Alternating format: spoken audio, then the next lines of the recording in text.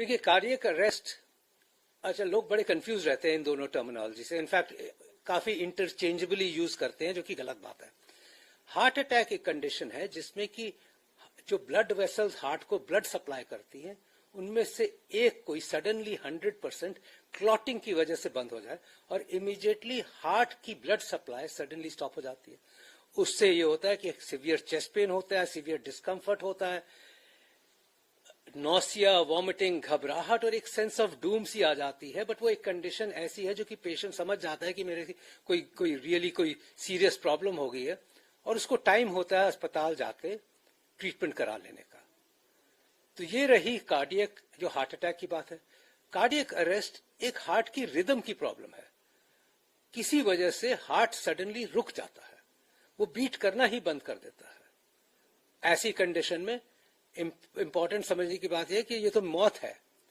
अगर रिससिटेट न किया जाए, अगर हार्ट की रिदम को कुछ मिनटों में न वापस लाया जाए, तो वो व्यक्ति की डेथ हो जाती है। सो ये अलग अलग चीजें। हाँ, हम हिंदुस्तान में जरूर कहते हैं कि कार्डियक अरेस्ट, हार्ट पे सदमे और स्टॉप करने का सबसे बड़ा कारण हार्ट अटैक है, क्योंकि 5% पेशेंट्स जिनको हार्ट अटैक होता है उनको कार्डियक अरेस्ट की तरह सडनली हार्ट रुक जाता है।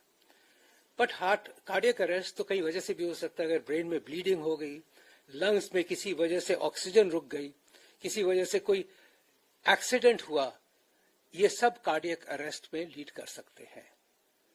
ना रही बात की ट्रीटमेंट दोनों की, तो हार्ट अटैक तो इमीडिएटली लोग रिकॉग्नाइज कर लेते हैं, सीवियर चेस्ट पेन और घबराहट की वजह से अस्पताल जाते हैं। तो मोस्ट अस्पतालों में उसकी इमीडिएट ट्रीटमेंट जो बेस्ट मानी गई है कि उसी वक्त एंजियोग्राफी हो, उसी वक्त एंजियोप्लास्टी और स्टेंट डाला जाए और आर्टरी को खोल दिया जाए कि खून वापस हार्ट को मिलना शुरू हो जाए।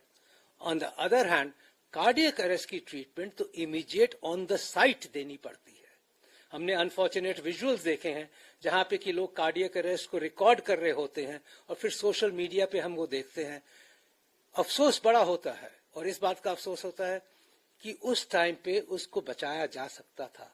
हमें सबको बेसिक लाइफ सपोर्ट, या जिसे कहते हैं कि बेसिक कार्डियोपल्मोनरी रिससिटेशन आनी चाहिए। सीपीआर तो बहुत इंपॉर्टेंट है हर एक को सीखना। हम दूसरों की लाइफ बचा सकते हैं कार्डियक अरेस्ट की सिचुएशन में। हमारे सामने कोई व्यक्ति अगर मॉल में गिरे, हमारे सामने कोई एयरपोर्ट पे गिरे, कोलैप्स हो रहा है, या किसी जिम में भी कोलैप्स हो रहा है, तो हम उसकी जान बचा सकते हैं। इनफैक्ट मैं तो ये कहता हूं कि हर हार्ट पेशेंट के हर रिलेटिव को बेसिक सीपीआर समझना और आना चाहिए, क्योंकि वो शायद अपने रिलेटिव की घर में ही जान बचा सके अगर घर में कार्डियक अरेस्ट या हार्ट अटैक हो।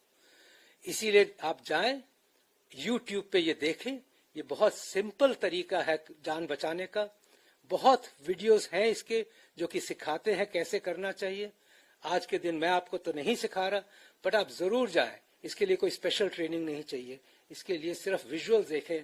आपका कर्तव्य है कि कार्डियक अरेस्ट में लोगों की जानें बचाएं, और आपका ये भी समझना जरूरी है कि हार्ट अटैक के टाइम पे इमीडिएटली आप अस्पताल पहुंचे, सो दैट आप अपने आप की सही ट्रीटमेंट करा सकें।